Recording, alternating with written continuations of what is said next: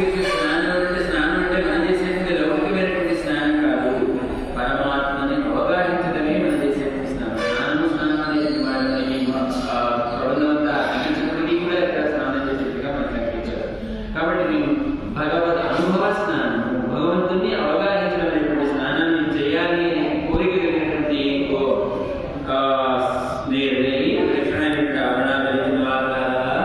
రండి.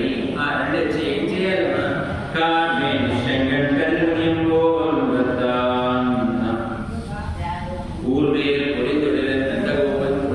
వాడి అయినటువంటి బల్లెములు ధరించినటువంటి వేదాయనాన్ని ధరించినటువంటి ఆ నందగోపుల వారి యొక్క విధేయుడైన కుమారుడైన ఎవరు? నందగోపుడికి విధేయుడైన కుమారుడైన శ్రీకృష్ణ భగవాన్. ఆ శ్రీకృష్ణ పరమాత్మను మనకి ఉపదేస్తారు. కాబట్టి బిడ్డని మనం ఆశ్రయించాలి అంటే ముందు తండ్రి గారిని ఆశ్రయిస్తే ఆయన సులభంగా మనకి కృష్ణుని మనకి ఉపదేస్తారు. మరి తండ్రి దగ్గర విధేయంగా ఉండేటువంటి కృష్ణుడు ఎలాంటి వాడు అంటే ఏరా కన్నా యశోద సింగం అందమైనటువంటి కన్నులు కలిగినటువంటి అమ్మ యశోదమ్మ ఒడిలో ఉండేటువంటి ఒక ఇళన్ సింగం, ఒక పిల్ల సింహం అన్నమాట, బాల సింహం లాంటి వాడు.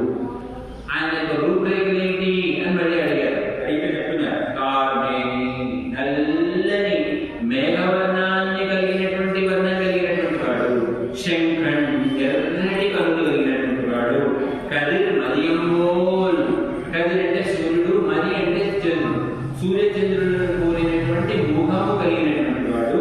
ఎవరైనా అంటే సర్వకారణ జగత్కర్త అయినటువంటి నారాయణనే.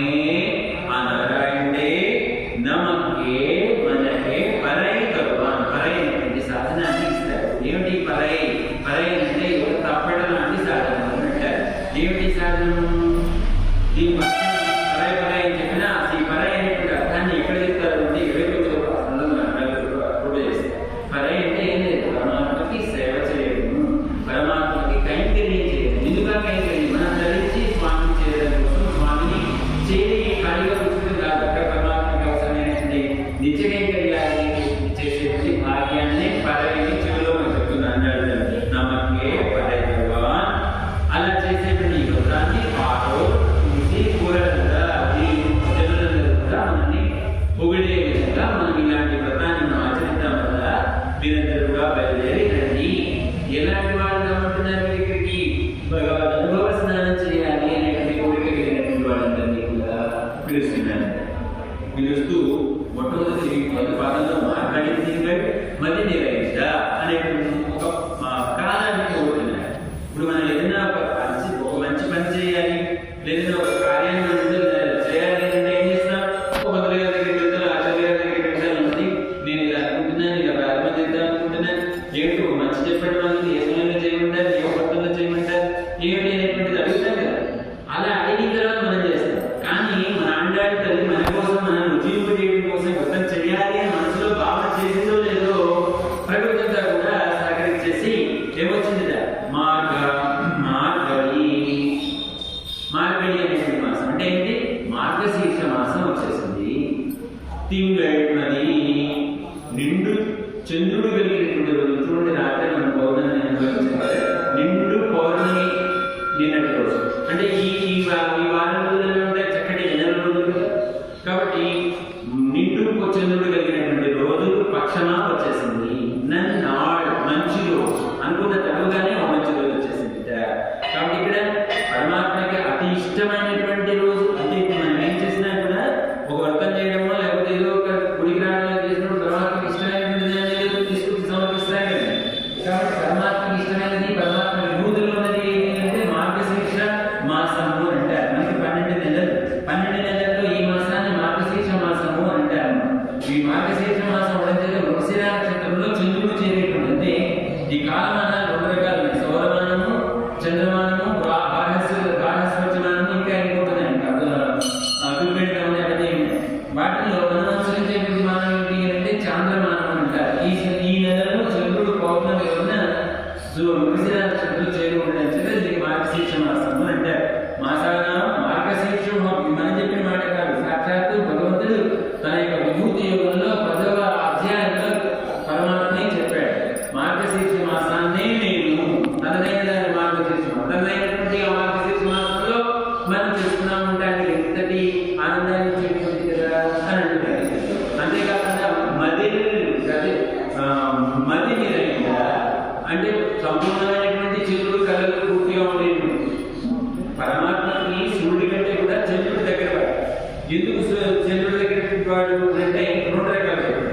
సూర్యుడు ఎక్కడి నుంచి వచ్చాట? బ్రహ్మగారి నుంచి కశ్యప ప్రజాపతి, కశ్యప ప్రజాపతి నుంచి యువగాయన నుంచి సూర్యుడు పుట్టాడు. అంటే ఈయన 4వ వాడు. అదే మన చంద్రుడు మనం చూసినట్లయితే అత్రి యొక్క కొడుకే చంద్రుడు నుంచి 2వ వాడు అయ్యాడు. అంతేకాదు చంద్రుడు ఎవరు అంటే సాక్షాత్తు తన భార్య అయినటువంటి లక్ష్మీదేవి యొక్క సోదరుడు.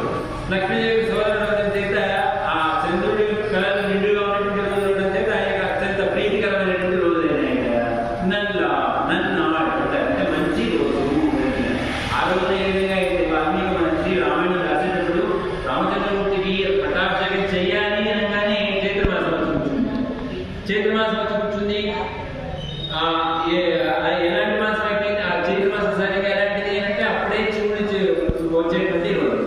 కానీ ఈ మాసం ఎలాంటిది అంటే చూడండి చక్కగా పంటలన్నీ కూడా పండి తలలు వచ్చి మన కోసం అన్నట్టుగా ఉండేటువంటి అద్భుతమైనటువంటి అందమైనటువంటి ప్రకృతి బలవంతమైనటువంటి ఈ మాసము. ఇలాంటి మాసంలో మనం ఈ వ్రతాన్ని ఆచరిస్తున్నాం కదా అంటే అధిక విశేషం ఏంటంటే గంటల పడుతుంది కనుక మనం ముందుకెళ్ళే ప్రయత్నం చేద్దాం. ఇలాంటి కాబట్టి మీరు కోరుకునేటువంటి మాసమా మార్గశీర్ష మాసం స్వామికి ఇష్టమైంది. రోజుల పక్షాన చంద్రుడు నిండుగా కలవతో ఉండేటువంటి పక్షాలు రోజా మంచి రోజు. కాబట్టి ఇంతకంటే మించినటువంటిది ఇంకోటి మనకి ఏం ఉపయోగిస్తుంది కనుక అని అంటున్నారు. కాబట్టి ఇలాంటి అందరం కూడా మీరు స్నానం చేయడానికి పోవాలి అనేటువంటి కోరికటువంటి రాగారా అండి అని అంటున్నారు. ఎలాంటి స్నానం? మన కులశేఖరాలు గారు చెప్తారు, స్నానం అంటే ఎలాంటి స్నానం అవగాహించాలని కోరుకుంటారట. కవచరణ సర్వతే కాంతిమనే క్రమేణే శ్రమృది గాపులే సమాపి. కృష్ణుడు అంటే ఆయన పెద్ద సరస్వత పాదాలు రెండు లాంటివి అంటే దానిలో ఉండేటువంటి తామరులు లాంటివి. తన యొక్క ఆ కళ్ళే ఏమిట అంటే చేపలట, తన యొక్క భుజాలు ఏమిట అంటే అలలట. అంత లోతైనటువంటి అగాధమైనటువంటి కృష్ణ సరస్సులో వెళ్ళి అవగాహించడం ఆయన కుసేకాడు గారు అనుకుంటారు. కాబట్టి మార్గశీర్ష స్నానంలో స్నానం చేస్తే ఎంతో ఉత్తమమైనటువంటి బలం వస్తుంది. మనకు ఉన్నటువంటి 12 నెలలలో వైశాఖ మాసంలో మనం పరమాత్మ గారికి అర్చించేటట్లయితే వచ్చే పవన్ కన్నా కూడా మాఘ మాసంలో ఆచరించేటప్పుడు వచ్చే పవన్ కన్నా కూడా వైశాఖ మాసంలో 100 రెట్లు అధికంగా ఫలం వస్తుంది. మాఘ మాసంలో వైశాఖ మాసం కంటే కూడా చైత్ర మాసంలో అధికంగా వస్తుంది. చైత్ర మాసం కంటే కూడా చతుర్గుణితంగా అంటే 1000 రెట్లు అధికమైనటువంటి ఫలాన్ని ఈ మార్గశీర్ష మాసంలో మనం పరమాత్మకి సన్నిధి చేసి పరమాత్మని అర్చిస్తే వస్తుంది. ఒక 1000 సంవత్సరాలు అర్చన చేస్తే పరమాత్మకి ఎంతటి శక్తి ఎంతటి నిధి మనకి లభిస్తుందో అంతటి అదృష్టం ఉంటాయి. ఒక్క నెలలో ఈ నెలలో ఒక్క పూట తెల్లవారు స్నానం చేసి స్వామిని అద్భుతమైనటువంటి మాసం కదా. అలాంటి మాసంలో మీరు స్నానం చేయాలి అని కోరికైనటువంటి వాళ్ళ రండి చూస్తున్నారు. నేరయ్యి విశేషమైనటువంటి ఆభరణాలు కలిగినటువంటి వాళ్ళారా. అదే స్నానం చేయడానికి పోయేటువంటి వాళ్ళు ఆభరణాలన్నీ తీసి వెళ్తారు కదండి. మరి వీళ్ళేంటి ఆభరణాలు ధరించి వస్తున్నారంటే అంటే వీళ్ళు ధరించేటువంటి ఆభరణాలు ఏమిటంటే శమము, దమము, జ్ఞానము, భక్తి, వైరాగ్యం అనేటువంటి. శమము అంటే అంతరింద్రియ నిగ్రహం, దమము అంటే బాహ్యేంద్రియ నిగ్రహం. మనకి పరమాత్మ మనకి 10 ఇంద్రియాలు ఇచ్చారు. 5 జ్ఞానేంద్రియాలు, 5 కర్మేంద్రియాలు. వీటిని మనం నిగ్రహించుకోగలిగితే అదే గొప్ప. వాటిని నిగ్రహించుకొని ఆ మొత్తాన్ని ఇటువైపు జరిగితే అంటే పరమాత్మ వైపు నింపామంటే మనకి కావాల్సినటువంటి. కాబట్టి శమము, ధమము, దాంతో పాటుగా జ్ఞానము, జ్ఞానం ద్వారా వచ్చేటువంటి భక్తి. ఈ భక్తి ఎప్పుడైతే జరిగిందో ప్రాపంచికమైనటువంటి విషయాల పట్ల వైరాగ్యం ఏర్పడి పరమాత్మ యొక్క స్వామి యొక్క కటాక్షాన్ని మనం పొందుతాం. కాబట్టి విడుకున్నటువంటి ఆవరణాలు ఏంటంటే జ్ఞానభక్తి వైరాగ్యాలు అనేటువంటి ఆవరణాలు అనేటువంటి వాళ్ళ శ్రీరుపతి మాయవాడి సంరక్షణగా ఏంటంటే తిరుగుతూ ఉన్నటువంటి సంపదలు కలిగినటువంటి గొల్లపల్లెలో ఉన్నటువంటి సంపదలు ద్వారా అంటున్నారు. ఏమిటి మామూలుగా ఆ పల్లెలో ఆ వేపలలో పాడి పంట ఎక్కువ సమృద్ధిగా ఉన్నప్పటికీ అక్కడ ఉండేటువంటి పరపదలో ఉండేటువంటి శివనారాయణ సాక్షాత్తుగా కృష్ణుడు అవతరించిన తర్వాత ఇప్పుడు మాట చెప్తారు. ఏం చెప్తారు ఇక్కడ? యథాచ కృష్ణ ఉద్భూత తథాభూతి యావద్యుక్తం సముద్భూతం రామదేవ కృతం భగవంతుడు అంటారు. పాలు పెరుగు ఎంతుందో నెయ్యి కూడా అంత అంత తయారయ్యేదిగా ఆ కృష్ణుడు ఉద్భవించినట్టుగా. ఆయన వీళ్ళకున్నటువంటి అదృష్టం ఏంటి అంటే భగవత్ సంబంధాన్ని కలిగి ఉంటాం. సాక్షాత్తు కృష్ణ సంబంధం ఉంది కదండి వీళ్ళందరికీ కూడా. కృష్ణుడు తోటి చేరినటువంటి వాళ్ళ కృష్ణుడితో సంబంధం కలిగి కృష్ణుడితో వాటితో కృష్ణుడితో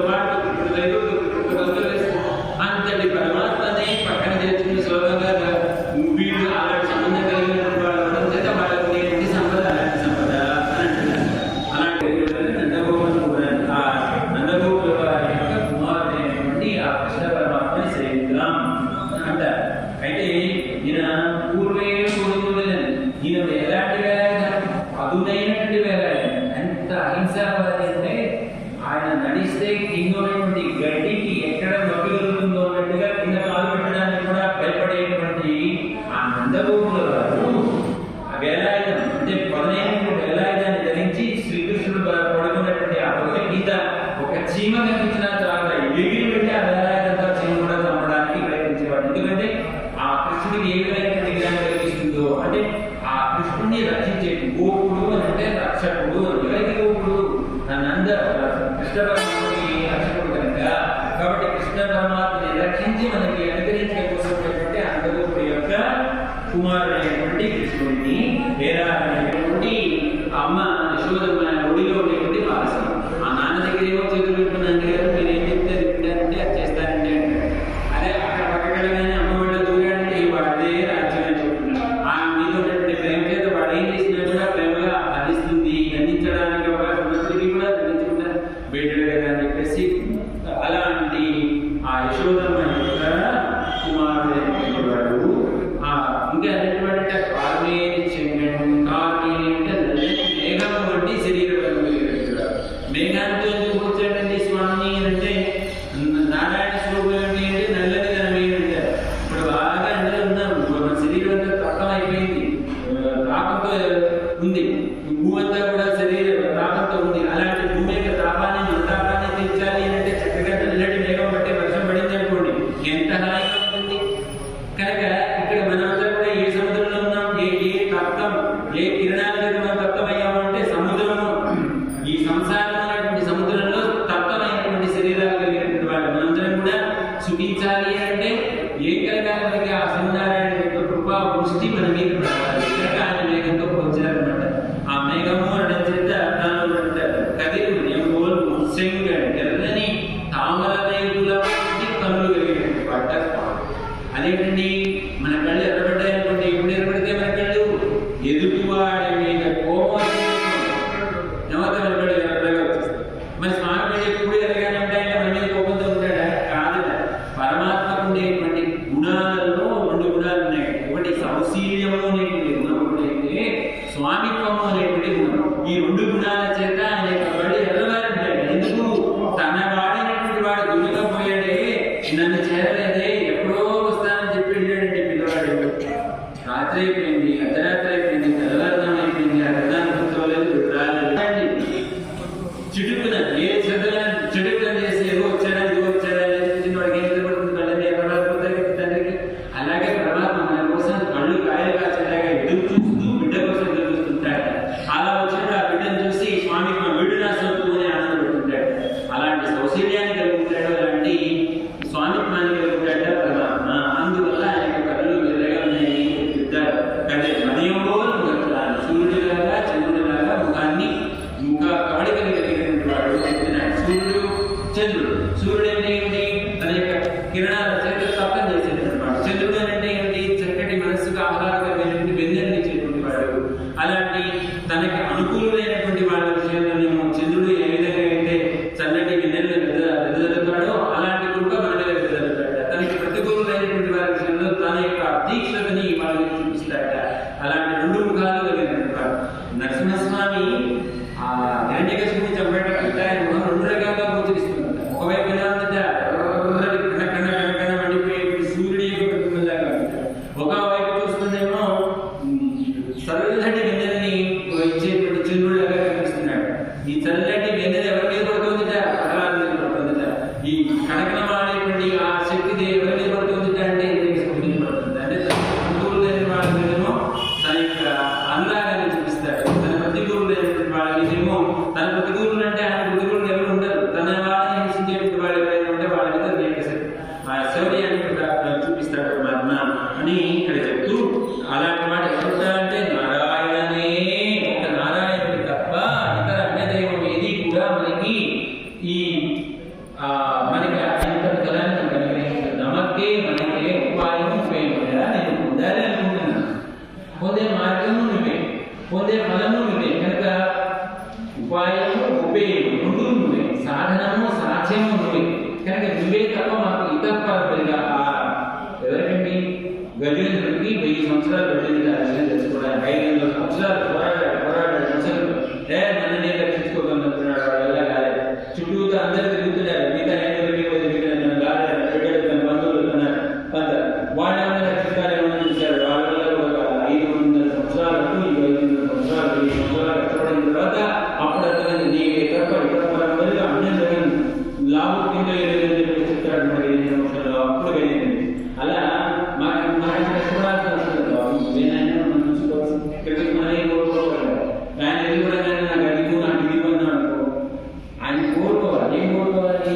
నువ్వే మాకు కావాలి అనుకో.